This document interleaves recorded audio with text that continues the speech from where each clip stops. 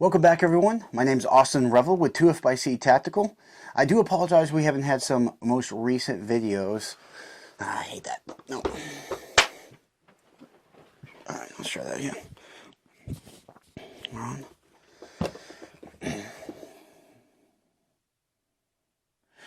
Welcome back, everyone. My name is Austin Reville with 2FC Tactical on our From the Vault series. As you've seen, we had a little bit of a change for our intro. We're pretty excited to bring that to you as we continually try to upgrade our channel and produce higher quality content for all of you. Do apologize, there's been a delay in getting some videos out recently. It's been kind of crazy busy, but also we've been waiting on some new equipment. I have a new microphone here to try to fix some of our audio issues, so we do apologize for the issues with the audio on some of our previous videos. We do hope you continue to check in at our shorts and various other content that we're going to start bringing to you, including firearm stories featuring some of our workers as well as customers. But today I got a very special guest with us. Needs no introduction what you see right here before us. We're going to go back in time just a little bit to 1920 Chicago, right? And we're going to write some newspapers, otherwise with the Chicago typewriter. No, this is a 1928 Thompson submachine gun. This is a West Hurley, New York production auto-ordnance. This is among the last of the original Thompsons produced. This one's from like the 1970s.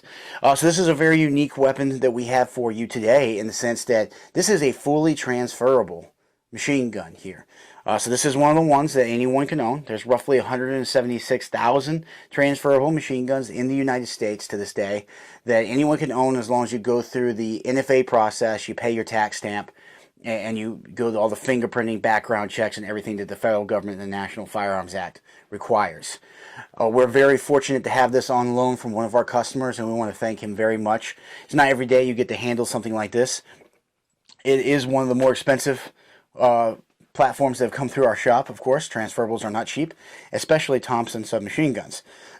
You know, I'm going to be a little different today, and one of the reasons why is this gun has been done to death. You know, Ian McCollum over at Forgotten Weapons has done a beautiful breakdown on all the different variants, getting into the Blish lock and how all that works as far as taking it apart. But when we talk about this gun, it has become such a pop culture classic Americana type weapon that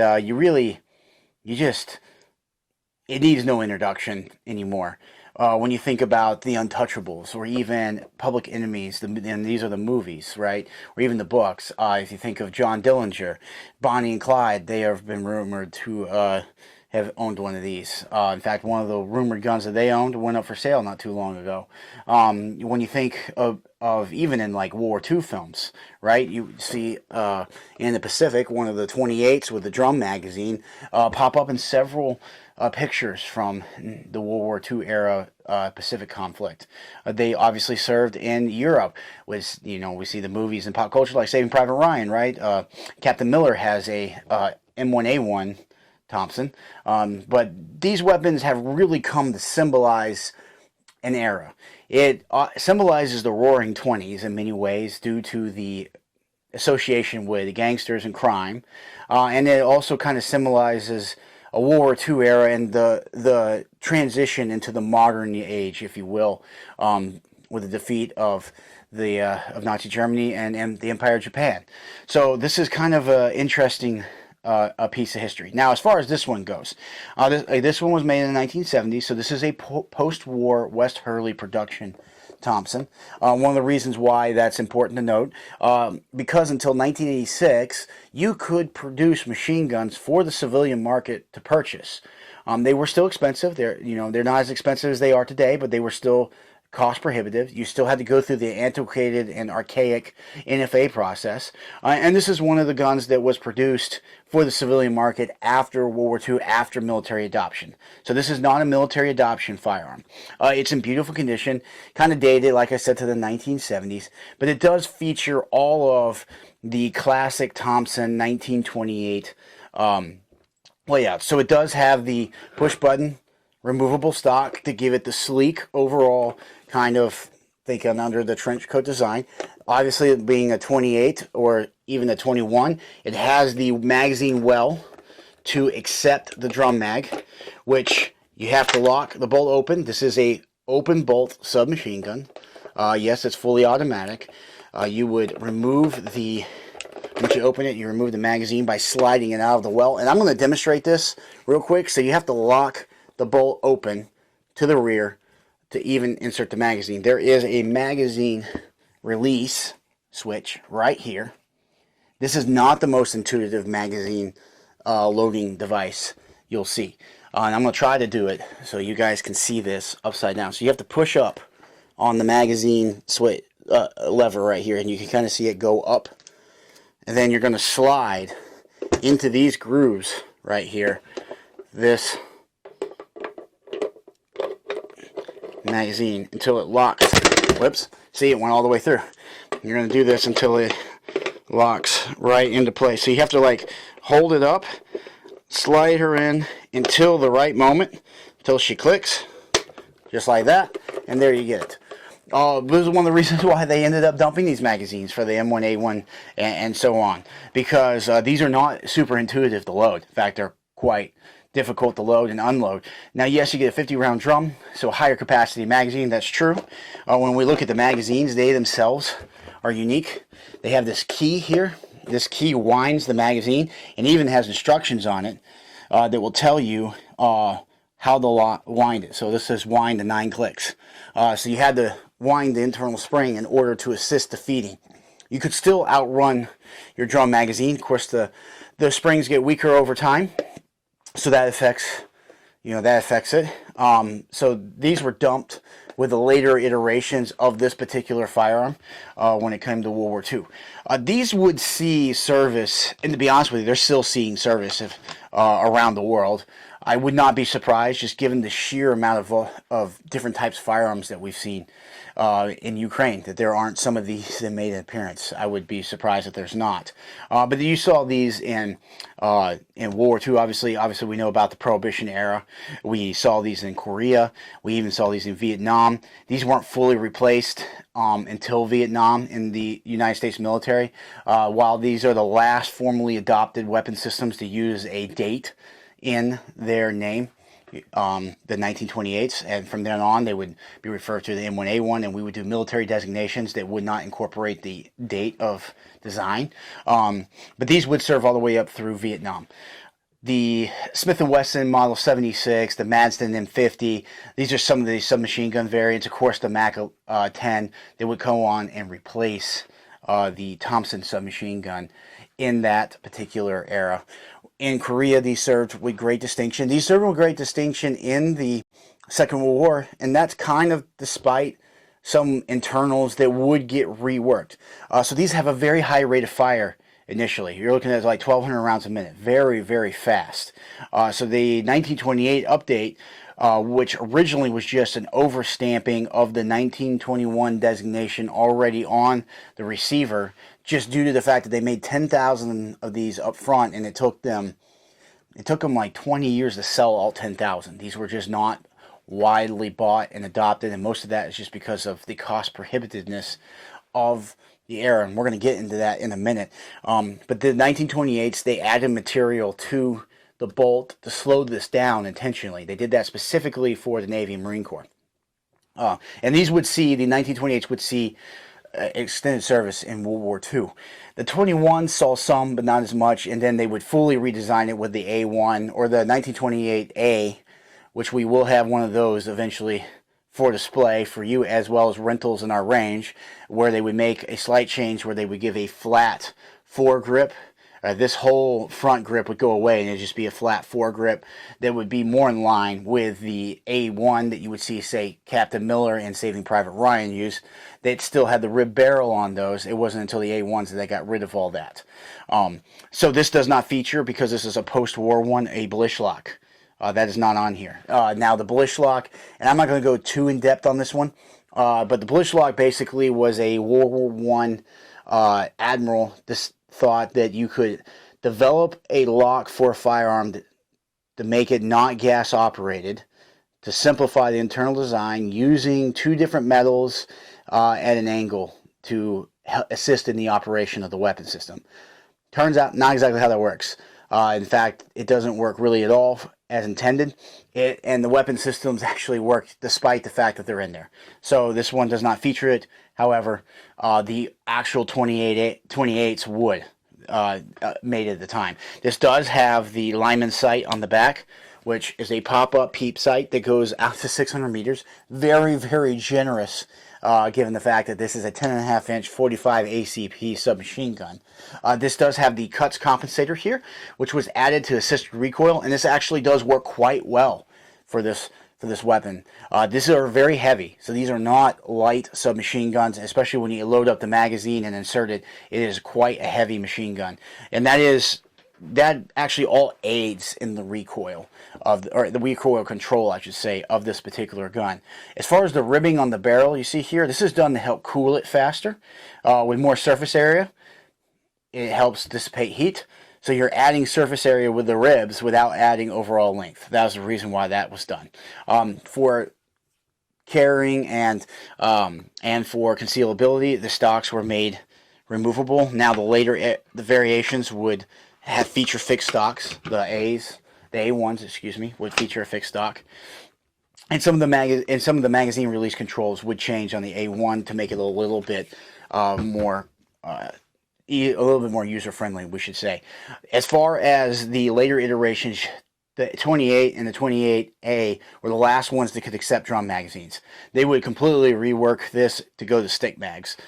Just for reliability and ease of loading and unloading, they would remove that feature at a later time.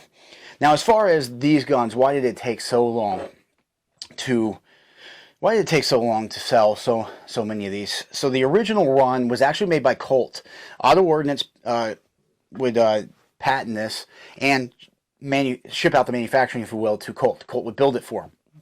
Now, Colt built the tooling and all the manufacturing skills to build these particular weapon systems, and they charged Auto-Ordnance and Mr. Thompson $50 a gun to make, which you got to remember, this was 1920s. That's an incredible amount of money, very expensive to make.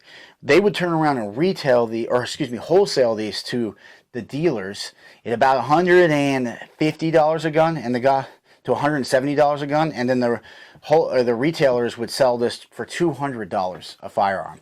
Now, just to put that in perspective, in today's money, $200 the average consumer is paying is roughly $5,300 in today's money, which is a ton of cash. Also considering the fact that the average person was making less than $10,000 a year. In fact, if you were a good worker, when I say good worker, I'm saying you're a lawyer or something, a doctor or something like that, you're probably in that $6,800 to say $8,200 a year, a complete year, for an entire year range. That's how much you were making. $200 was an amazing amount of money. This is the cost of an automobile when you put this in perspective in that time. So while we can say, well, hey, $5,000, not so bad. Well, you got to understand, people weren't making money like they were back then, like we are now. And even now, obviously, our money doesn't go as far as it used to. So these were extremely expensive. So much so that there was really no market for these, which is kind of the great irony of like the National Firearms Act that was designed to regulate stuff like this. Kind of regulated out of existence due to the Prohibition-era gangsters. The truth is, they stole their Thompsons from armories from the National Guard, including here in Minnesota. They didn't have as many of them as the movies would make you believe, but they did have them, and of course they used them in like the St. Valentine's Day Massacre. John Dillinger used them, Bonnie and Clyde used them. So yes, they were used among the famous criminals of the era. Machine Gun Kelly, Babyface Nelson, like all of these guys used them. So this is true that they were used and they were out there, but broadly speaking, they weren't used by many people. The other thing that's kind of ironic about this is there was really no target market for this when these finally went into production. These went into production in 1921. They were designed 1917, 1918. These were designed for World War I to be trench sweeping guns. The idea is you run up to a trench and you could unload with your 50-round drum magazine at close range, devastatingly with 45 ACP, and you could clear out a trench. These did not enter production and enter the market until after the war was over. So they really were a gun without a home when they came out. And with them being so expensive, the U.S. military, we were in a huge drawdown, completely pulling off from the world stage. We didn't see any need for them. When it comes to police departments, I mean, $200 a gun, you're talking, you could outfit an entire police department with sidearms plus gear at the time for the cost of one of these. You know, that was a huge number. There were some out there that did have them. You know, Chicago PD, some of the larger police departments did have them in very small numbers.